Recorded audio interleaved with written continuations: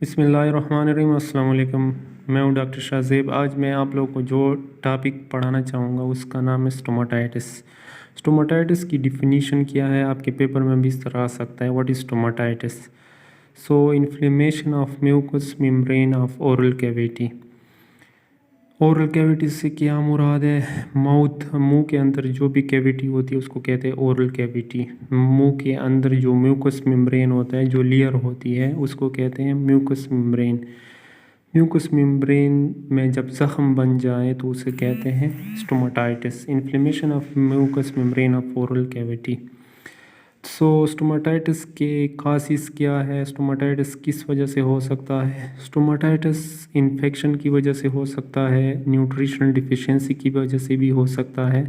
Nutrition deficiency से क्या मुराद है? न्यूट्रिशन डिफिशिएंसी से ये मुराद है कि बंदा इस तरह कोई ज़्यादा गोश्त खाता है तो विटामिन्स नहीं लेता है। फॉर एग्ज़ाम्पल फ्रूट्स नहीं लेते हैं। जिंक फ्रूट्स में जो है विटामिन सी होता है, और विटामिन सी जो है वो म्यूकस मेम्ब्रेन और बॉडी में जो म्यूकस मेम्ब्रेन की इंटेग्रिटी है उसको ये ठीक रखता है। सो न्यूट्रिशन डिफिशिएंसी जिसमें भी होती है उसमें स्टोमाटाइटिस यानी इन्फ्लेमेशन ऑफ म्यूकस मेम्ब्रेन के बनने के चांसेस ज़्यादा होते हैं। अमीनो सुप्रेशन किसे कहते हैं? अमीनो सुप्रेशन इसे कहते हैं कि बंदा अमीनो कम्प्रोमाइज्ड हो जाए। अमीनो कॉम्पिटेंट बंदा में जो इन्फ्लेमेशन के चांसेस जो है वो बहुत कम होते हैं। अमीनो सुप्रेशन उस बंदे में होता है जिसको तकरीबन कैंसर हो जाए या ऐसी और कोई बीमारी लग जाए तो उसमें अमीनो सुप्रेशन हो जाता है, तो उसमें बॉडी में इन्फेक्शन के चांसेस ज़्यादा हो जाते हैं। इसके अलावा कीमोथेरेपी, जब किसी को कैंसर हो जाता है, ल्यूकीमिया हो जाता है, लिम्फोमा हो जाता है, तो उसको एक ट्रीटमेंट देते हैं, उसको कहते हैं कीमोथेरेपी। जब कीमोथेरेपी देते हैं तो कीमोथेरेपी में जो मेडिसिन यूज़ होती है उसके म्यूकस मेम्ब्रेन पर एडवर्स इफ़ेक्ट होते हैं, तो उस वजह से म्यूकस मेम्ब्रेन इन्फ्लेमेशन हो जाता है, उसको कहते हैं स्टोमाटाइटिस। इसके बाद आपके पेपर में क्वेश्चन भी आ सकता है कि what are the sign and symptoms of stomatitis. Stomatitis यानी inflammation of mucous membrane of the oral cavity के सिम्टम्स और साइन क्या क्या है। पहले आप लोग इस तरह एग्ज़ामिन करोगे, आपके पास पेशेंट आएगा तो आप उसे कहेंगे कि आप मुंह खोल दे, तो उसमें म्यूकस मेम्ब्रेन स्वेल हुआ होगा, रेडिश हुआ होगा, पेन हुआ होगा। वो जब खाना खाएगा तो उसको पेन हुआ, अल्सरेशन हुई होगी। अल्सरेशन मीन्स के म्यूकस मेम्ब्रेन के अंदर इस तरह से होल बने हुए होंगे, अल्सर बना हुआ होगा। सलेवेशन, उसको जिस पेशेंट को भी स्टोमाटाइटिस हो जाए उसमें सलेवा ज़्यादा खारिज होगा, यानी मुंह से पानी ज़्यादा खारिज होगा। हेलिटोसिस से ये मुराद है कि मुंह से बदबू खारिज होगी, यानी बैड स्मेल खारिज होगा। और जिस पेशेंट को भी स्टोमाटाइटिस हो जाए वो जब खाना खाएगा तो चीविंग में डिफ़िकल्टी होगी उसको। और इसके अलावा अगर स्टोमाटाइटिस एक्सट्रीम केस में चला जाए तो उसमें ब्लीडिंग भी हो सकती है और मुंह से बैड स्मेल आएगा, जिसको कहते हैं हेलिटोसिस।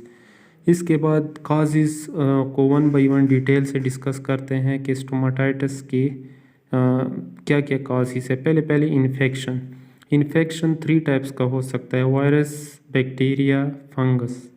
वायरसेस में मोस्ट कॉमन क्या है? मीज़ल्स, जिसको हम उर्दू में खसरा कहते हैं। ये बच्चों में अक्सर कॉमन है। जिसको भी मीज़ल हो जाए तो उसके मुंह में इन्फेक्शन के चांसेस ज़्यादा होते हैं स्टोमाटाइटिस के। इसके अलावा बैक्टीरिया इस तरह कौन कौन से इंपॉर्टेंट है? स्ट्रेप्टोकोकस निमोनिया बैक्टीरिया इंपॉर्टेंट है। स्ट्रेप्टोकोकस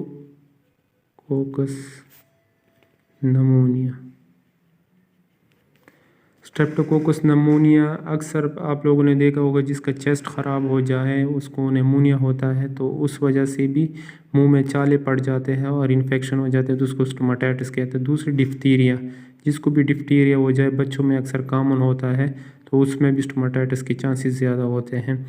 और अगर फंगस इन्फेक्शन हो जाए, फॉर एग्ज़ाम्पल कैंडिडा एल्बिकन्स, तो भी स्टोमाटाइटिस के चांसेस हो जाते हैं।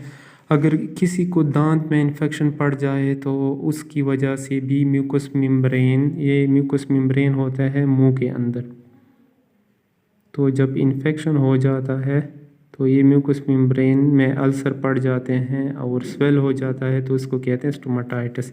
सो जब टीथ का इन्फेक्शन होता है तो म्यूकस मेम्ब्रेन में इन्फेक्शन के चांसेस बढ़ जाते हैं और स्टोमाटाइटिस हो जाता है। पहले भी पढ़ा है कि हमने कि इम्यूनो सप्रेशन किन लोगों में होता है? जिसको कैंसर होता है। ल्यूकीमा इज कॉल्ड ब्लड कैंसर। किसी को ब्लड कैंसर हो जाता है तो उसका इम्यून सिस्टम कंप्रोमाइज़ हो जाता है, इसको हम कहते हैं इम्यूनो सप्रेशन। तो उसमें स्टोमाटाइटिस के चांसेस ज़्यादा होते हैं। कुछ ड्रग्स होते हैं, कुछ पॉइज़न होती है, बल्कि हर पॉइज़न जो है वो स्टोमाटाइटिस काज करता है। कुछ ड्रग्स आप लोगों ने देखा होगा, जब कोई ऐसी मेडिसिन ले लेती है, फॉर एग्ज़ाम्पल एंटीबायोटिक ले लेती है, तो उसके मुंह से बैड स्मेल जाता है, उसके मुंह में छाले पड़ जाते हैं, तो उसको क्या कहते हैं? स्टोमाटाइटिस कहते हैं। इसके अलावा मैंने पहले भी आप लोगों को बताया कि जिसको कैंसर हो जाए तो उसको हम कीमोथेरेपी और रेडियोथेरेपी देते हैं, तो उससे भी स्टोमाटाइटिस के चांसेस ज़्यादा होते हैं। सो अगर किसी को स्टोमाटाइटिस हो जाए और आपके पास पेशेंट आ जाए और आपसे पेपर में ये पूछे कि कौन कौन से आप इन्वेस्टिगेशन करोगे, कौन कौन से टेस्ट करोगे, सो 2 टेस्ट आप लोग कर सकते हो। एक ओरल स्वाब टेस्ट इस तरह होता है कि आप लोग एक स्वाब ले लोगे, एक कार्टन ले लोगे और उसको किसी तैयार स्वाब होता है उसको मुंह के अंदर, पेशेंट के अंदर ले जाओगे और वहाँ से थोड़ा सा म्यूकस मेम्ब्रेन ले लोगे उस पर, फिर उसको लेबॉर्ट्री भेजोगे, उसमें फिर पता चल जाएगा। इसके अलावा फिज़िकल एग्ज़ामिनेशन का ये मतलब है कि आप पेशेंट को फिज़िकल एग्ज़ाम करोगे, उसे कहोगे कि मुंह खोल दे उसके, फिर देखोगे कि उसमें क्या क्या चीज़ें हैं, स्वेलिंग है, रेडनेस है कि नहीं है। क्योंकि स्टोमाटाइटिस जो होगा वो स्वेल होगा और सुर्ख भी होगा और पेशेंट को पेन भी होगा। स्टोमाटाइटिस के 3 टाइप्स है, एक कैटेरल टाइप्स, एक हर्पेटिक, एक ट्रश। ये तीनों नाम याद रख ले, कैटेरल, हर्पेटिक, ट्रश। इसके अलावा स्टोमाटाइटिस के रिस्क फैक्टर्स क्या क्या है? स्टोमाटाइटिस के रिस्क फैक्टर एजिंग, जिस पेशेंट की एज अगर ज़्यादा होगी या एज बहुत कम होगी, छोटे बच्चों में और बूढ़े लोगों में स्टोमाटाइटिस के चांसेस ज़्यादा होते हैं, क्योंकि छोटे बच्चों में भी इम्यून सिस्टम कमज़ोर होता है और बड़ों में भी इम्यून सिस्टम कमज़ोर होता है, तो उसमें स्टोमाटाइटिस के चांसेस ज़्यादा होते हैं। इसके अलावा न्यूट्रिशन डिफिशिएंसी, मैंने पहले भी बताया कि अगर आप लोग बैलेंस डाइट नहीं लोगे, आप लोग एक पोर्शन लोगे खाने का, एक पोर्शन नहीं लोगे, तो आप में विटामिन्स की कमी होगी, इसकी वजह से आपके मुंह में छाले पड़ सकते हैं, इन्फेक्शन हो सकता है। इसके अलावा पुअर हाइजीन, अगर आप लोग अपने मुंह का ख्याल नहीं रखोगे, टूथपेस्ट नहीं करोगे, सफाई का ख्याल नहीं रखोगे, तो उसमें जर्म्स पड़ सकते हैं, इन्फेक्शन हो सकता है, तो स्टोमाटाइटिस हो सकता है। इसके अलावा अगर कोई स्मोकिंग भी करता है, तो आप लोगों ने देखा होगा जो ज़्यादा स्मोकिंग करते हो उसके भी मुंह में छाले पड़ सकते हैं। इसके अलावा कोई अल्कोहल, शराब पीता है तो उसमें भी स्टोमाटाइटिस के चांसेस हो सकते हैं। और लास्टली कीमोथेरेपी एंड रेडियोथेरेपी जो मैंने पहले बताया, तो इसके स्टोमाटाइटिस की चांसेस है। पैथोफिजियोलॉजी क्या है इसकी, कि स्टोमाटाइटिस कैसे होता है? स्टोमाटाइटिस इस तरह होता है, मैंने पहले भी बताया कि ये म्यूकस मेम्ब्रेन के अंदर ये एपिथेलियम है। सो जब इन्फेक्शन हो जाता है तो यहाँ पर एपिथेलियम पर अटैक कर देता है, तो एपिथेलियम रप्चर हो जाता है। इसके अलावा जब एपिथेलियम रप्चर हो जाता है तो सेल्स डिवाइड हो जाते हैं और सेल रैपिडली ग्रो करते हैं। तो जो ये सेल रैपिडली ग्रो करते हैं वो कहते हैं कि ये जो सेल्स जो है वो जो रैपिडली डिवाइड होते हैं, इस पर कीमोथेरेपी और रेडियोथेरेपी का असर बहुत ज़्यादा होता है, तो इसको डैमेज कर देते हैं, तो स्टोमाटाइटिस होता है। सिंपली ये है कि आप लोग ये कहें कि जब फॉरेन एंटीबॉडी आ जाती है या फॉरेन इन्फेक्शन हो जाता है, सो इसकी वजह से म्यूकस मेम्ब्रेन रप्चर हो जाता है। म्यूकस मेम्ब्रेन जब रप्चर हो जाता है तो इन्फेक्शन हो जाता है। तो इसका ट्रीटमेंट क्या होगा? ट्रीटमेंट ये होगा कि आप लोगों के पास पेशेंट आएगा और आप लोगों ने उसको डायग्नोस भी कर लिया, तो उसका इलाज कैसे करोगे? सबसे पहले उसका इलाज ये है कि उसको बहुत पेन हो रहा है तो उसको पेन रिलीफ दे दें। पेन के कैसे रिलीफ देंगे? उसको कोई पेन किलर दे दें, फॉर एग्ज़ाम्पल टैबलेट, ब्रोफिन। सही है। इसके अलावा रिमूवल ऑफ कॉजेटिव फैक्टर्स, यानी ये जिस चीज़ की वजह से हो रहा है उस फैक्टर को आपने हटाना है। अगर ये जो है पोर हाइजीन की वजह से हो रहा है तो आपने हटाना है, अगर स्मोकिंग की वजह से हो रहा है आपने हटाना है, अल्कोहल की वजह से हो रहा है आपने हटाना है, न्यूट्रिशन डिफिशिएंसी की वजह से हो रहा है वो आपने न्यूट्रिशन डिफिशिएंसी पूरी करनी है, कीमोथेरेपी रेडियोथेरेपी की वजह से हो रहा है उसके मुताबिक आपने वो ट्रीट करना है। Oral hygiene with saline and glycerine. Oral hygiene आपने कैसे इम्प्रूव करनी है, आपने oral hygiene saline, normal saline मिलता है वार्ड में, नॉर्मल सेलाइन में कॉटन स्वाब जो है वो डिप करना है और मुंह में इर्द गिर्द इसको मारना है, और ग्लिसरीन भी मिलता है वो भी 3 टाइम दिन में लगानी है। इसके अलावा एंटीबायोटिक आपने प्रॉपर पेशेंट को देनी है, ब्रॉड स्पेक्ट्रम एंटीबायोटिक देनी है ताकि सब जर्म्स ये कवर कर सके। एंटी फंगल भी देते हैं, लेकिन अगर इसको स्टोमाटाइटिस फंगस की वजह से तो अब इसको एंटी फंगल देंगे। अगर सेवियर केस है तो हम सेवियर केस में उसको एंटीबायोटिक या फ्लूइड जो है वो आईवी ड्रिप में लगाएंगे। सबसे इम्पॉर्टेंट जो नर्सिंग स्टूडेंट्स के लिए है वो ये है नर्सिंग इंटरवेंशन। आप लोगों के पेपर में इस पर क्वेश्चन आ सकता है। सबसे पहले ये है कि आप लोगों के पास पेशेंट आ जाए स्टोमाटाइटिस का तो आप लोगों ने क्या करना होगा। सबसे पहले आपने उसकी मुंह की कंडीशन एसेस, माउथ कंडीशन, मुंह की कंडीशन देखनी होगी। मुंह की कंडीशन आपने पेशेंट को ये कहना होगा कि मुंह खोले तो आपने मुंह के अंदर देखना होगा कि ज़ख़म तो नहीं है, छाले तो नहीं पड़े, सुर्ख तो नहीं है, ये देखना होगा। इसके बाद एडमिनिस्टर मेडिकेशन, इसके बाद डॉक्टर ने मेडिसिन लिखी होगी तो आप लोगों ने वो मेडिकेशन उस पेशेंट को देनी है। अगर ओरल मेडिकेशन है तो ओरल देनी है, अगर आईवी मेडिकेशन है तो आईवी देनी है।